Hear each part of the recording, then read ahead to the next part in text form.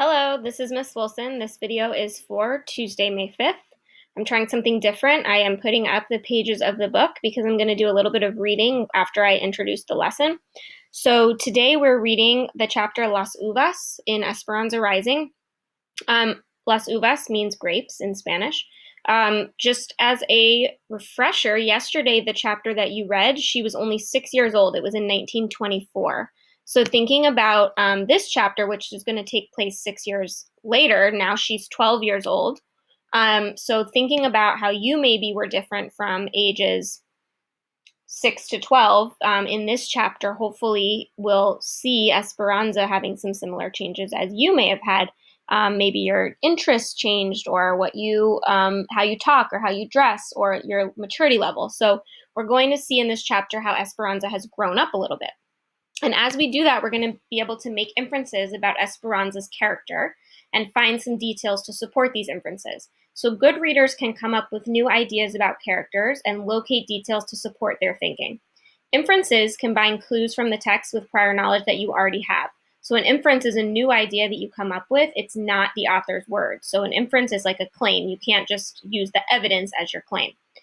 We use characterization to support our inferences. So thinking about what the characters do, what they say, how they think, act, and feel, that's how we use characterization to support inferences. So asking yourself things like, what do I notice? What do I already know about this? And what does this make me think? And of course, what details support my thinking? So our focus word today is harvest. A harvest is the time of year when crops are gathered. So that's going to be important for you to understand what's going on and what time of year it is, because Esperanza's family, as you know, owns a farm. So I'm going to read a little bit from Las Uvas grapes, and we'll stop and talk about the characters and what we notice about them after we read a few of the pages. So Las Uvas grapes, 6 years later. Papa handed Esperanza the knife. The short blade was curved like a scythe, its fat wooden handle fitting snugly in her palm. This job was usually reserved for the eldest son of a wealthy rancher, but since Esperanza was an only child and Papa's pride and glory, she was always given the honor. Last night she had watched Papa sharpen the knife back and forth across a stone, so she knew the tool was edged like a razor.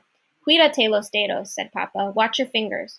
The August sun promised a dry afternoon in Aguascalientes, Mexico. Everyone who lived and worked on El Rancho de las Rosas was gathered at the edge of the field. Esperanza's family, the house servants in their long white aprons, the vaqueros already sitting on their horses ready to ride out to the cattle, and 50 or 60 campesinos, straw hats in their hands, holding their own knives ready. They were covered top to bottom in long-sleeve shirts, baggy pants tied at the ankles with string, and bandanas wrapped around their foreheads and necks to protect them from the sun, dust, and spiders. Esperanza, on the other hand, wore a light silk dress that stopped above her summer boots and no hat. On top of her head, a wide satin ribbon was tied in a big bow, the tails trailing in her long black hair. The clusters were heavy on the vine and ready to deliver. Esperanza's parents, Ramona and Sixto Ortega, stood nearby, Mama tall and elegant, her hair in the usual braided wreath that crowned her head, and Papa barely taller than Mama, his graying mustache twisted up at the sides. He swept his hand toward the grapevine, signaling Esperanza. When she walked toward the arbors and glanced back at her parents, they both smiled and nodded, encouraging her forward. When she reached the vines, she separated the leaves and carefully grasped a thick stem. She put the knife to it, and with a quick swipe, the heavy cluster of grapes dropped into her waiting hand. Esperanza walked back to Papa and handed him the fruit. Papa kissed it and held it up for all to see. La cosecha, said Papa. Harvest! Ole, ole! A cheer echoed around them. The campesinos, the field workers, spread out over the land and began the task of reaping the fields. Esperanza stood between Mama and Papa, with her arms linked to theirs, and admired the activity of the workers. Papi, this is my favorite time of year, she said, watching the brightly colored shirts of the workers slowly moving among the arbors. Wagons rattled back and forth from the fields to the big barns where the grapes would be stored until they went to the winery. Is the reason because when the picking's done, it'll be someone's birthday and time for a big fiesta? Papa asked. Esperanza smiled. When the grapes delivered their harvest, she always turned another year.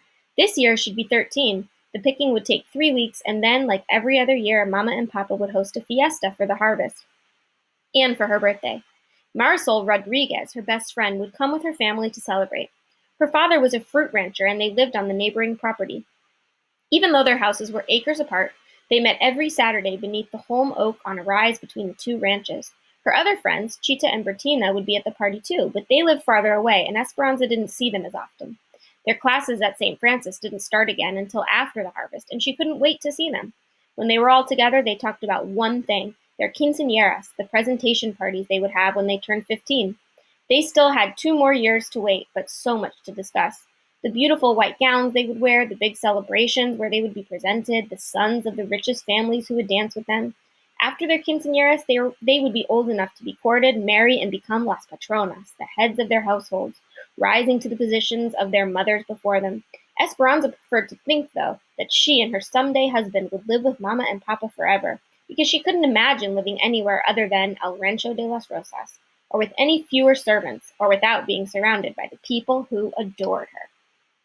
So, based on these few pages, what do you notice about Esperanza and her relationship to her family?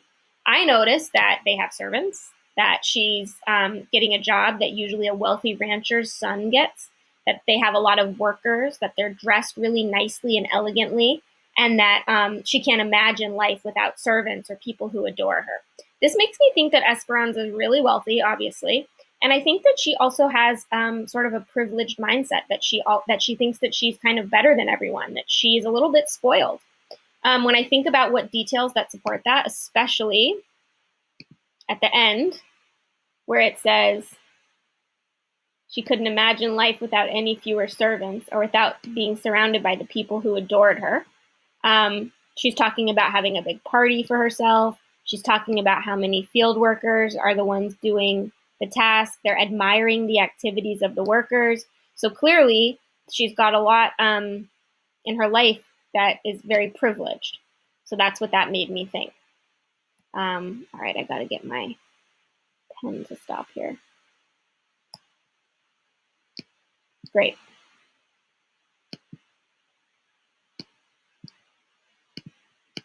All right. So you're going to read the rest of the chapter to yourself. Now I lost my, I don't know how to turn this pen off. Let's see here. There we go. So you're going to read the rest of the chapter to yourself, and then you are going to answer some questions about her family, about her relationships, and what evidence you can find to support all of that. So I hope you all have a great day, and we'll see you on Zoom.